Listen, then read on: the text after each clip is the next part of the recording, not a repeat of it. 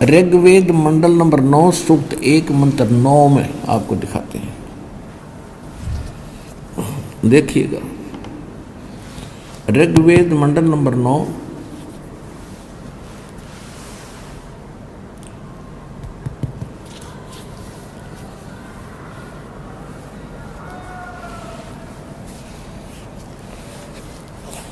और ये अनुवाद किसने किया है? कोई नहीं सोचा कि रामपाल ने संस्कृत ना आती, इन इंजीनियरों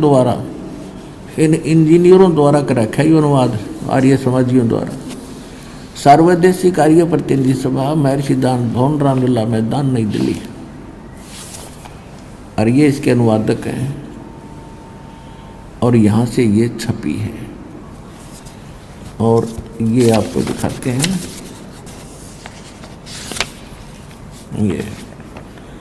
ये है ऋग्वेद मंडल नंबर 9 और सूक्त नंबर 1 और मंत्र नंबर 9।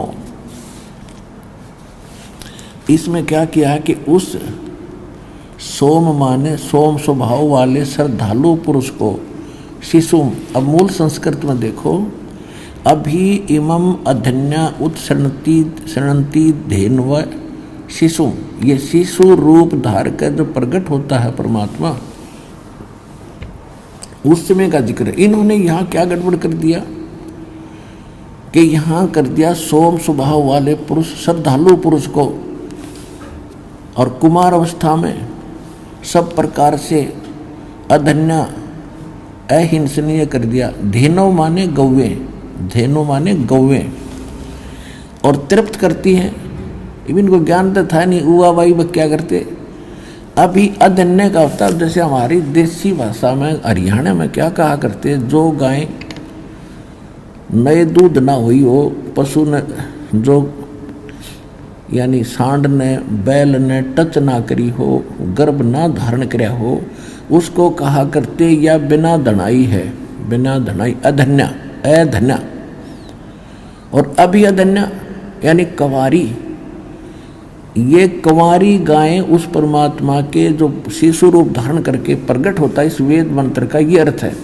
शिशु रूप धार कर जो परमात्मा प्रकट होता है, उस समय उनके परवरिश की लीला कंवारी गायों के द्वारा होती है। यहाँ इन्होंने श्रद्धालु पुरुष उड़ा दिया। अब देखना इनकी पोल तक खुल रहेगी, चोर चुरावत तोमड़ी गड्ढे पानी में। अब देखिए, अब ये है ऋग्वेद मंडल नंबर 9 नवम मंडल और प्रथम सूक्त और प्रथम मंत्र देखते हैं।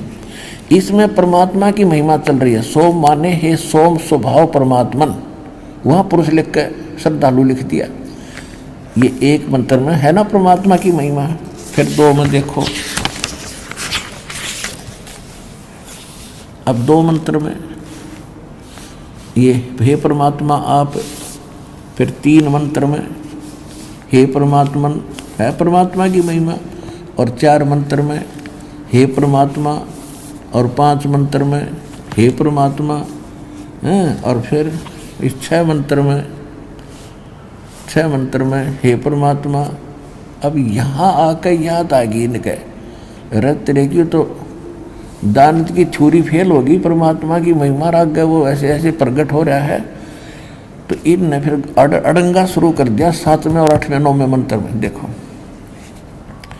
अब 7वें में क्या कर दिया, उस पुरुष को, पुरुष माने परमात्मा होता है, अगर हिसाब लाओ तो सही मीनिंग करें तो अर्थ। अब 8वें में क्या कर दिया, उस पुरुष को, ओए होए, अब पुरुष माने परमात्मा होता है। अब देखो एक अपनी देसी भाषा में आकर दी, काटे से काटा लिख दिया करें। इन इंजीनियर तो फेल करूंगा इनके उनसे। अब देखो, अब यजुर्वेद है, दानंद का अनुवाद किया हुआ। देखो ये महर्षि दानंद का अनुवाद किया हुआ यजुर्वेद, और उसी आर्य समाजियों से युद्ध छपा है, उन्होंने छाप रखा, बना रखा, प्रकाशक वही हैं, और ये इसका अनुवादक यहाँ से ये प्रिंटेड है। अब इसके 40वें अध्याय का 17वां मंत्र आपको दिखाते हैं। इसमें क्या है, वेद ज्ञान दाता भी ये ब्रह्म है जो गीता ज्ञान दाता है। 44 अध्याय 40 अध्याय और मंत्र 17। इसमें क्या लिखा है ये देखो, इसमें पुरुष शब्द है, पुरुष। और ये अनुवाद महर्षि दानंद का है। हे मनुष्य, जिस ज्योति स्वरूप, ये ज्योति स्वरूप से गीत वेद ज्ञान दाता यु काल है, ज्योति स्वरूप रक्षक मुद से अविनाशी यथार्थ कारण के आच्छादित मुख के तुल्य उत्तम अंग का प्रकाश किया जाता है, जो वह प्राण व सूर्य मंडल में पुरुष माने पूर्ण परमात्मा है। पुरुष माने परमात्मा, पूर्ण परमात्मा है। वह तो परोक्ष रूप है, वो तो गुप्त है। अहम मैं ब्रह्मलोक रूपी आकाश में रहता हूँ और मेरा ब्रह्म नाम है और मेरा ओम नाम है। ओम नाम जानो। इन्हें अड़ंगा करके भी ना छुपा सका।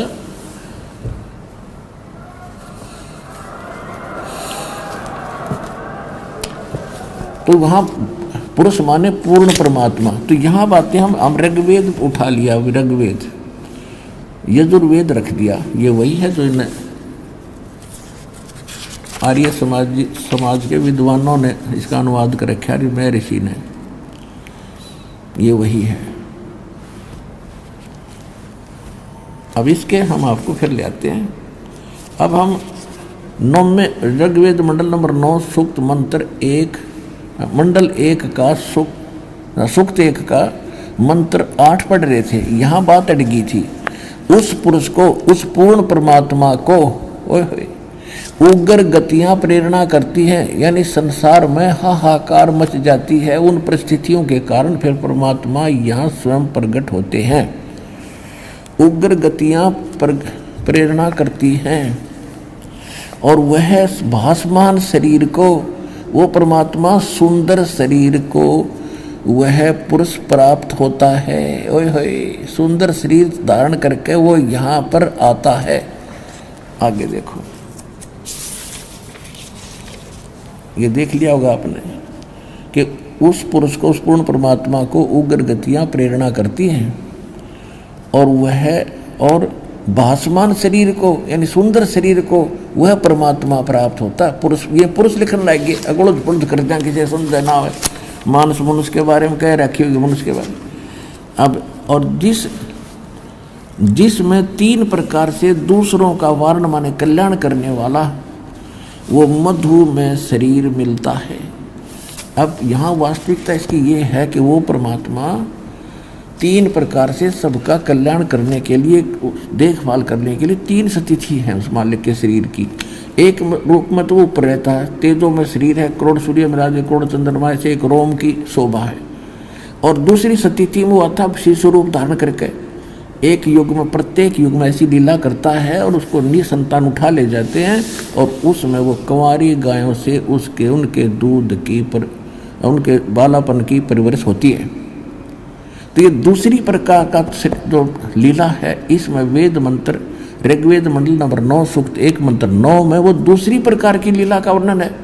ऊपर बता दिया, वो परमात्मा सहस्री दाता है। जब संसार में हाहाकार मच जाता है, उग्र परिस्थितियां हो जाती हैं, तब वो सुंदर शरीर धारण करके और नीचे आता है।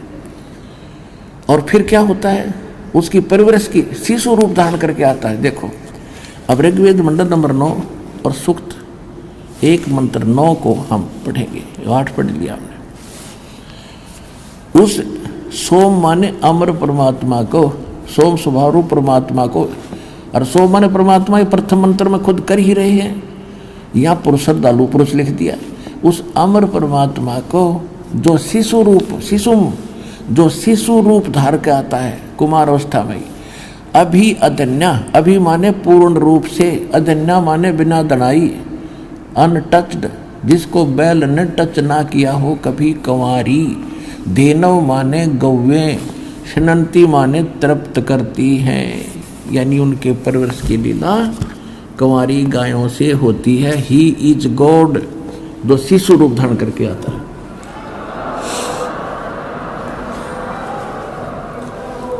अब आपको पवित्र कबीर सागर में 600 वर्ष पहले परमात्मा आए थे, लीला की थी और उस समय लिखी थी।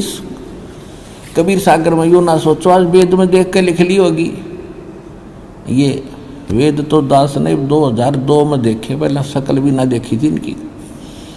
और ये देखो आज परमात्मा के इतिहास में जिसकी लीला में वेद समर्थन करते हैं, जिसकी लीला का, तो who is God, Kabir is God, who is God, Kabir is God. देखो कबीर सागर, खेमराज श्री कृष्णदास प्रकाशन, मुंबई।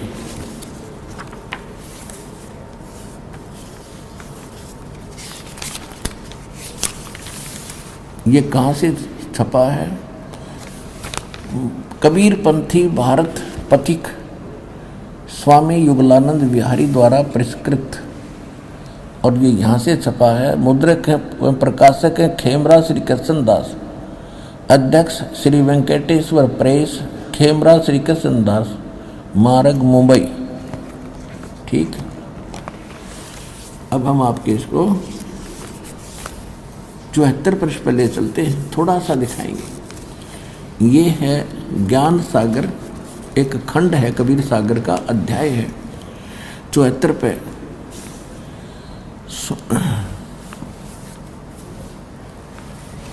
अब क्या बताते हैं?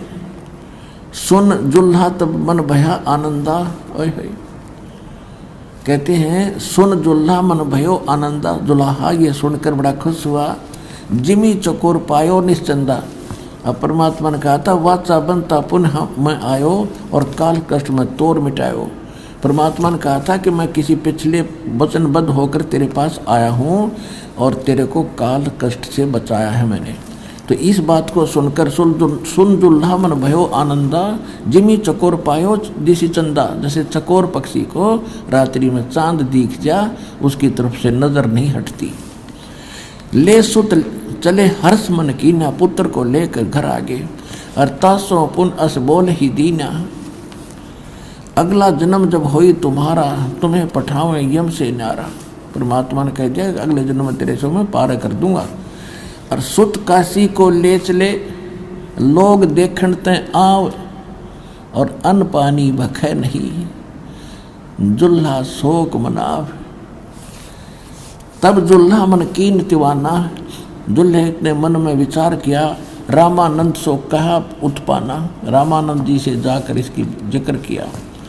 मैं सुत पायो बड़ा गुणवंता, और कारण कौन बखे नहीं संता। हे संत जी क्या कारण है, ये खा नहीं रहा। रामानंद ध्यान तब धारा, जुल्हा सो तब ये वचन उचारा। पूर्व जन्म ते ब्राह्मण जाति, हर सेवा की नहीं भली भांति। कुछ तू सेवा हर की चूका, अर्थात भयो तेरा जुल्हो का रूपा। तो पिछले जन्म में ब्राह्मण था, जिस कारण से तेरी कोई गलती के कारण दुल्हा बन गया। और प्रीत प्रभु गही तोर लीना, अर्थात जंगल में उद्यान में सुत तोहे दीना। तो क्या कहता दुल्हा, कहता हे प्रभु जस की नो तस पाया। मैंने कोई गलती करी तो मैं दानक बन गया, कोई बात नहीं। आर्त हो तो दर्शन आया, मैं संकट में तेरे पास आया हूँ, मेरे संकट का निवारण करो, मेरा बालक कुछ खावे। सो कहिए उपाय गुसाई, बालक अक्षुदावंत कुछ खाई। ऐसा कोई साधन बताओ, उपाय बताओ जिससे मेरा बालक कुछ खा ले। रामानंद अस उक्ति विचारो, तुम सुध कोई ज्ञानी अवतारो। कि तेरा ये पुत्र है, कोई विद्वान पुरुष है, ब्राह्मण है।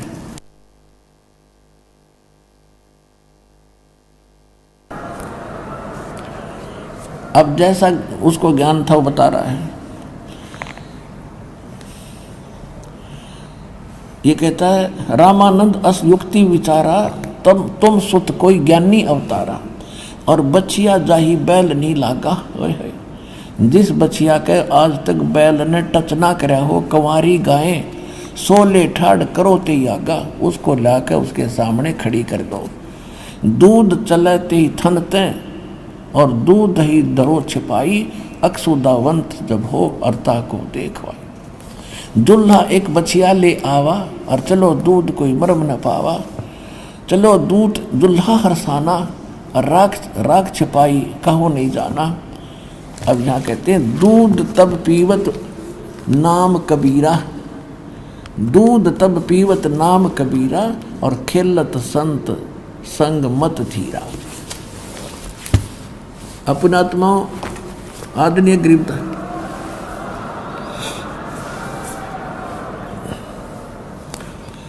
आदरणीय गरीबदास साहिब जी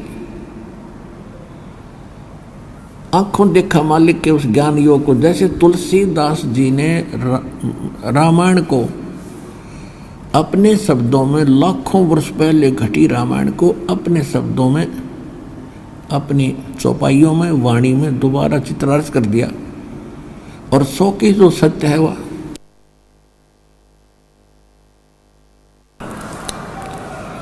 तो ये दिव्य दृष्टि होती है।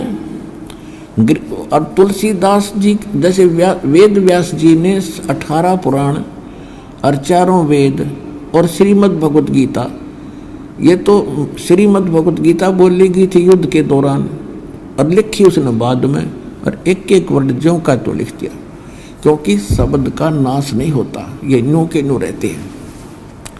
और ये प्रत्येक के जैसे कोड, जैसे एक यूट्यूब सिस्टम आप देख रहे हो, वो चाहे 1000 आदमी उसका कनेक्शन ले लें यूट्यूब का, सब देख सकते हैं उसमें, जिसका वो कनेक्शन ठीक हो।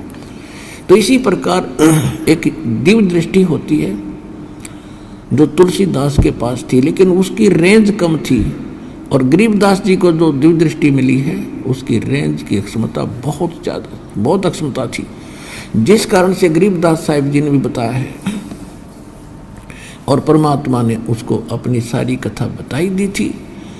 तो गरीबदास जी भी कहते हैं, अन ब्यावर को दूहत है कुमारी को, और दूध दिया तत्काल, और पीवे बालक ब्रह्मगति तासी उपहे निहाल। अब यहाँ वेद बता रहे हैं कि जब वो परमात्मा शिशु रूप धारण करके आता है, उसकी परवरिश की लीला और कुंवारी गाय से होती है। और परमात्मा की लीला में 600 वर्ष पहले लिखा हुआ है कि परमात्मा कबीर जब आए थे और उन्होंने 25 दिन कुछ खाया पिया नहीं, तब एक कुंवारी गाय ने से दूध से उसकी परवरिश की लीला हुई थी। Who is God? Kabir is God.